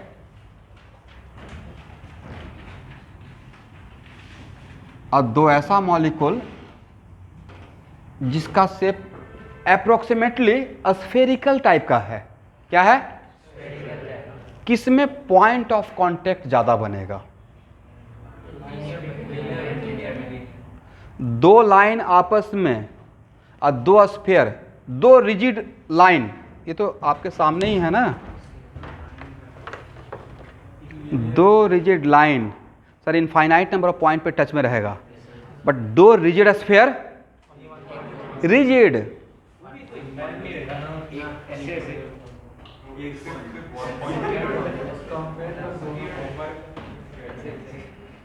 ये एक्सपेयर, यस ओवरलैप कर दिया, यस, इनफाइनाइट नहीं हो रहा है, कॉस्को बोल समझ रहे हैं,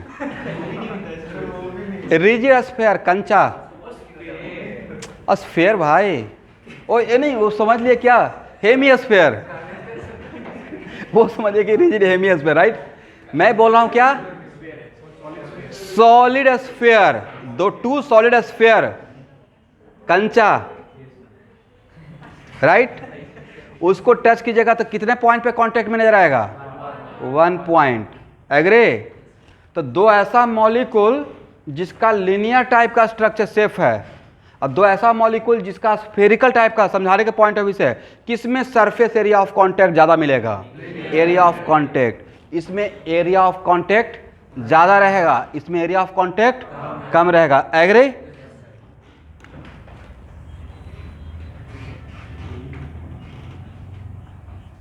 लेस एरिया ऑफ कांटेक्ट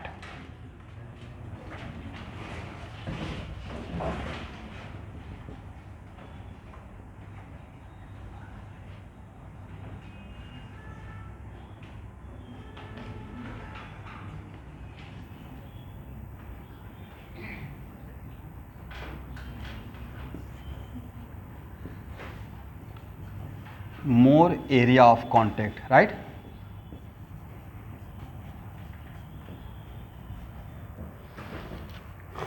और एक मिनट, अगर दो मॉलिक्यूल के बीच में किसी भी टाइप का अगर अट्रैक्शन होना हो, it is very important to note that, किसी भी दो मॉलिक्यूल के बीच में अगर अट्रैक्शन होना हो तो ऑब्वियसली जहाँ पे एरिया ऑफ कांटेक्ट ज़्यादा रहेगा वहाँ पे अट्रैक्शन का चांस ज़्यादा बनेगा।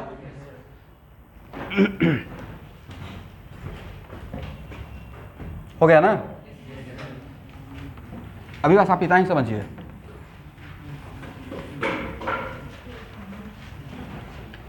यहां देखिए स्टूडेंट, CH3 CH2, ध्यान से देखिएगा, कितना कार्बन?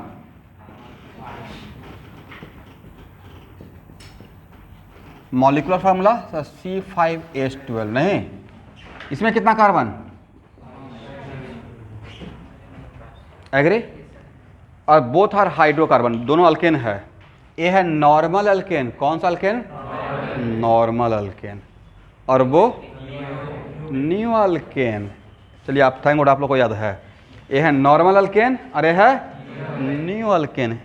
यही एक्चुअली मैं न्यू बैच में पढ़ा भी रहा हूँ, कॉमन नेम ऑफ अल्केन। और दोनों का मॉलिक्यूलर वेट, दोनों हाइड्रोकार्बन है तो दोनों क्या हो गया? नॉन पोलर हो गया। और चांस की बात है कि मैं जानबूझकर इसका मॉलिक्यूलर वेट सेम रखा। मॉलिक्यूलर वेट डिफरेंट है, सेम है, तब क्या कीजिएगा? एक तो मैं अभी बताया था कि सेम कैटेगरी का VFA रहेगा तो मोलर मास देख लेंगे, right? VFA directly proportional to molecular weight when same category of VFR are operating. But वहां पे क्या कीजिएगा? जहां पे मॉलिक्यूलर वेट सेम है और कैटेगरी भी सेम है, मॉलिक्यूलर वेट भी सेम है और कैटेगरी भी सेम है, तब क्या देखेंगे? Point of contact. तब क्या देखेंगे? Area of contact. समझ गए? इसका मतलब है, एक मिनट, ये बहुत इंटरेस्टिंग है, इसमें थोड़ा टाइम लेते हैं, रुकेंगे हम लोग यहाँ पे। जहाँ पे VFA सेम और जहाँ पे मोलर मास भी सेम, तब कुछ तो आंसर देना पड़ेगा। तब उस टाइम पे क्या देखेंगे?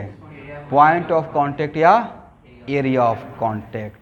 तो बताइए कि इसमें किसका शेप या स्ट्रक्चर लाइन के जैसा लग रहा है? और आपको नहीं लगा कि सर इसका शेप, इस कार्बन का हाइड्रोजन क्या है? sp3, right? इसका मतलब ये बोर्ड में रहेगा या 3 डायमेंशन में रहेगा? 3 डायमेंशन में रहेगा, राइट?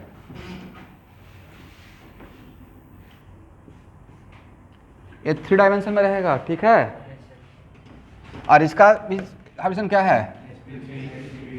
ये भी 3 डायमेंशन में रहेगा। गुलदस्ता देखें, गुलदस्ता ऐसे उसी टाइप को तो लग रहा है। यहाँ से इस सेंटर पॉइंट है, यहाँ से 4, लेकिन अलग अलग डायरेक्शन में, और इसका भी 4।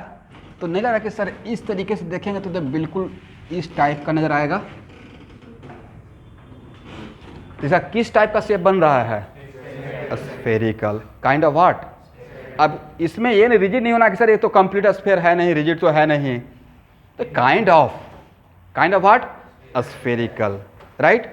तो इसका 2 मॉलिक्यूल, अरे इसके 2 मॉलिक्यूल के बीच में, नियोपेंटेन का 2 मॉलिक्यूल के बीच में अगर बात करेंगे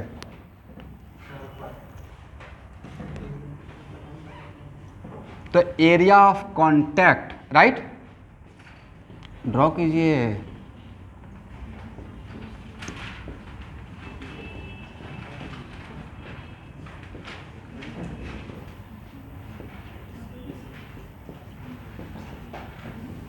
इस टॉपिक को दोबारा बिल्कुल नहीं पढ़ाऊंगा आप लोग के बैच में।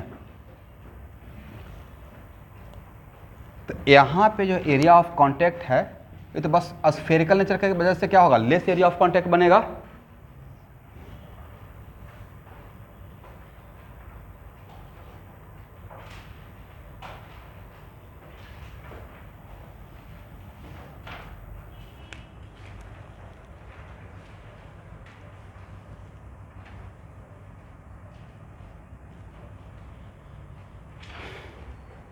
इसका मतलब और इसका कंपेयर जब यहाँ से कीजिएगा CH3 CH2 CH2 CH2 CH3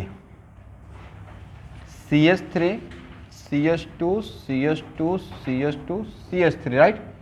तो इसका शेप मोटा मोटी कैसा लग रहा है, लीनियर, लीनियर है नहीं बट मोटा अप्रोक्सीमेटली। तो इसमें point of contact, area of contact, ये ज़्यादा पॉइंट पे टच में रहेगा, एक कम पॉइंट में टच में रहेगा राइट। तो कहाँ पे VFA ऑपरेट होने का चांस ज़्यादा रहेगा, inter VFA, inter molecular van der Waals force of attraction, यहाँ पे ज़्यादा रहेगा यहाँ पे। इसका मतलब है कि जिसमें ब्रांचिंग ज़्यादा, जिसमें ब्रांचिंग ज़्यादा उसमें स्फेरिकल कैरेक्टर ज़्यादा, और जिसमें स्फेरिकल कैरेक्टर ज़्यादा उसमें दो मॉलिक्यूल के बीच में एरिया ऑफ कांटेक्ट कम, और जब एरिया ऑफ कांटेक्ट कम तो VFA होने का चांस कम रहेगा। Is it clear? इसका मतलब है कि ब्रांचिंग और एरिया ऑफ कांटेक्ट इन्वर्सली या डायरेक्टली, इन्वर्सली राइट। एग्री? ये पहले ड्रॉ कर लीजिए, यहाँ पे लिखिए लेस एरिया ऑफ कांटेक्ट, यहाँ पे लिखिए more area point of contact. Agree?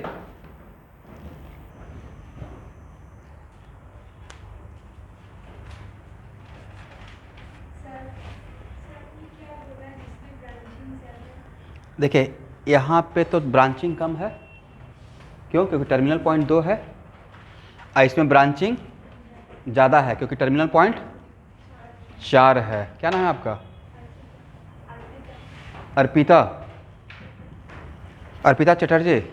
Okay, तो यहाँ देखिए इसमें 2 ही टर्मिनल पॉइंट है। जब मैं एक पढ़ाया था सेकंड या थर्ड लेक्चर में नोमेनक्लेचर का, इसमें 2 टर्मिनल पॉइंट है, तो इस क्या है, अनब्रांच। और जिसमें टर्मिनल पॉइंट 2 से ज़्यादा रहता है वो क्या रहेगा, ब्रांच। और वहाँ पे ही पढ़ाया था कि देखिए उसी टाइम पे मैं बोला था कि इस कॉन्सेप्ट का मैं कहीं पे यूज करूँगा बॉइलिंग पॉइंट में, वही राइट टाइम आज आ गया है।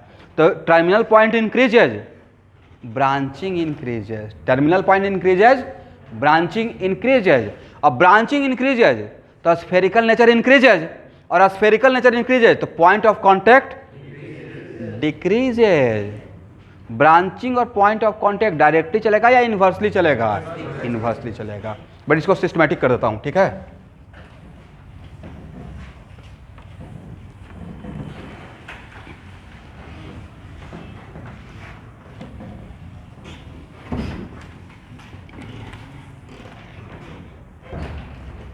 चलिए यहां देखिए तो स्टूडेंट ध्यान से देखिएगा, ये जनरली मैं किसके लिए पढ़ा रहा हूं, induce, specially for induce dipole, ठीक है। इंड्यूस डाइपोल, इंड्यूस डाइपोल, और उसमें भी किसके लिए चर्चा कर रहे हैं, एल्केन के लिए।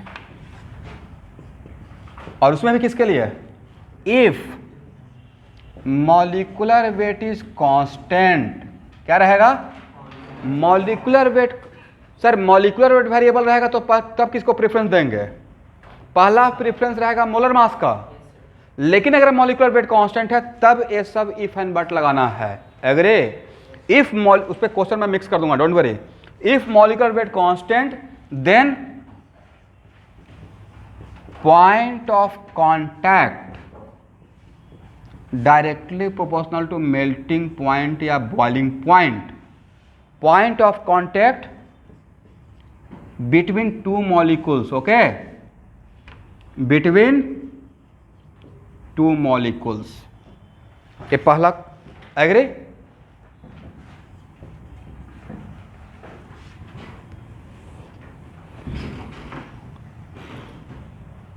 बट इन सब में क्या रखना है,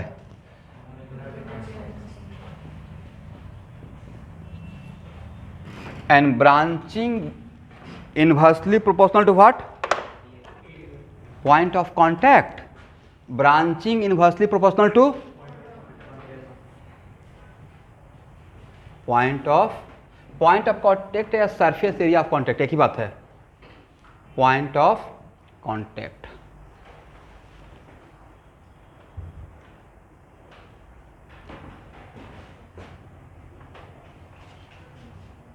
point of contact directly proportional to what? इस कैटेगरी का VF है, राइट? किस कैटेगरी का? Induced dipole. तो इन सब को अगर एक साथ अगर मिला पाते हैं तो क्या लिख सकते हैं? ब्रांचिंग और मेल्टिंग पॉइंट इनवर्सली. ब्रांचिंग और मेल्टिंग पॉइंट डायरेक्टली या इनवर्सली? इनवर्सली. एग्री? बट एक सब किसके लिए चल रहा है? When molar weight is keeping constant. और किसमें पॉइंट ऑफ कांटेक्ट कम मिलेगा? जिसमें ब्रांचिंग ज़्यादा रहेगा. ब्रांचिंग ज़्यादा रहेगा तो उसका नेचर कैसा रहेगा? लीनियर टाइप का या स्फेरिकल होते जाएगा? स्फेरिकल. एग्री? बड़े से लिख लीजिए, इस पे क्वेश्चन आएगा. हो गया ना? आगे बढ़े. ये सारा बात किसके लिए बोल रहे हैं? पहले molecular weight is keeping constant के लिए.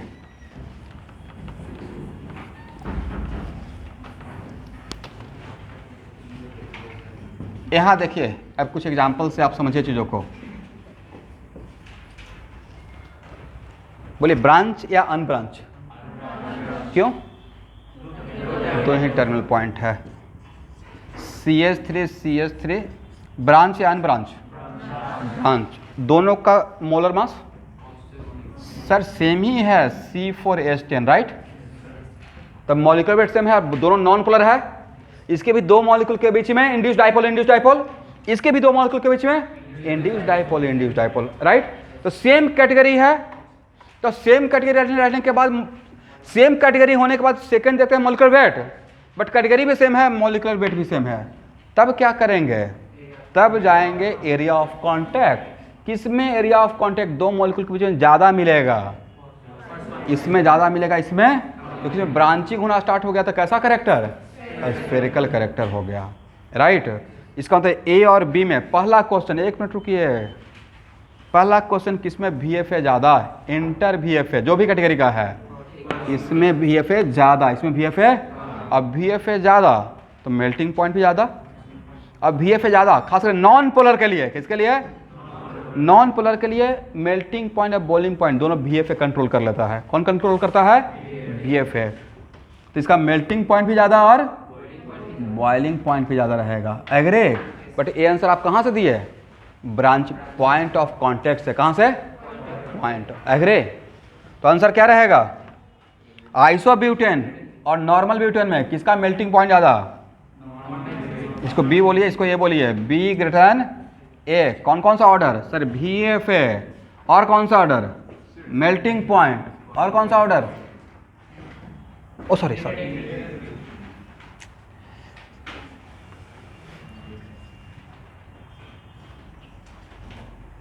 ठीक है? एग्री?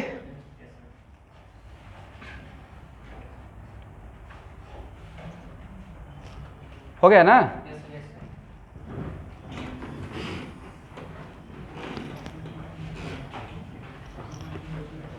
चलिए.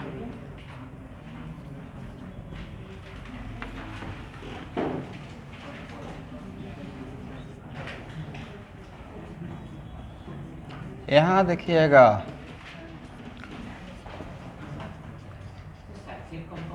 एक मिनट रुकिए, पहले मुझे ख़त्म तो करने दीजिए, फिर मैं आप लोग का सारा बात सुनूंगा.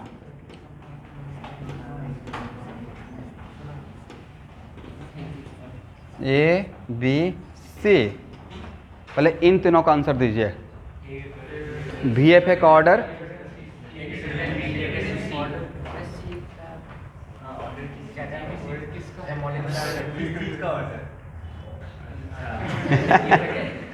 VF का ऑर्डर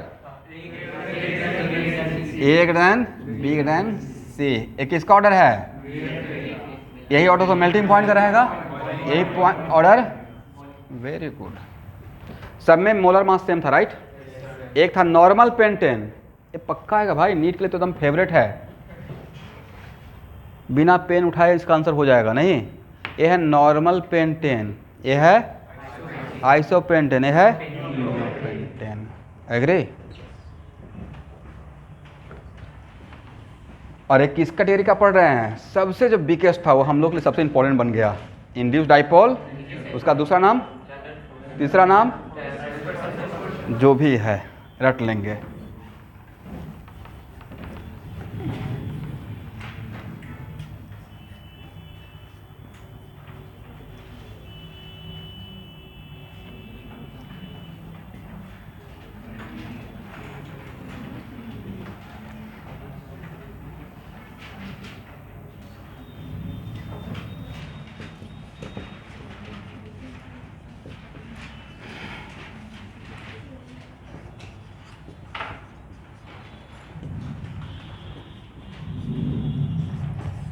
कौन ज़्यादा ब्रांच और कौन less branch? Which one is unbranch, which one is branch? B branch है, ए तो किसका मेल्टिंग पॉइंट ज़्यादा?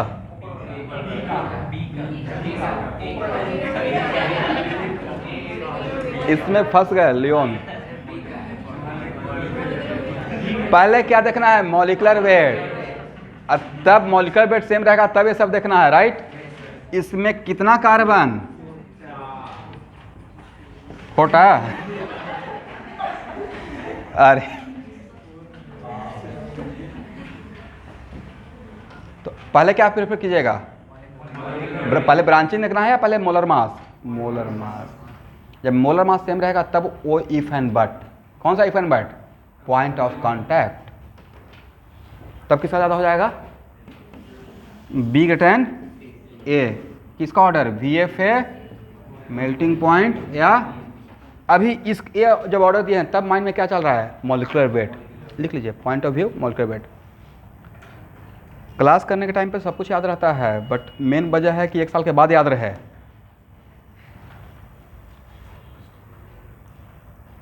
अभी तो पूछेंगे सर याद रहेगा स्टूडेंट? सर बिल्कुल याद रहेगा, बिल्कुल।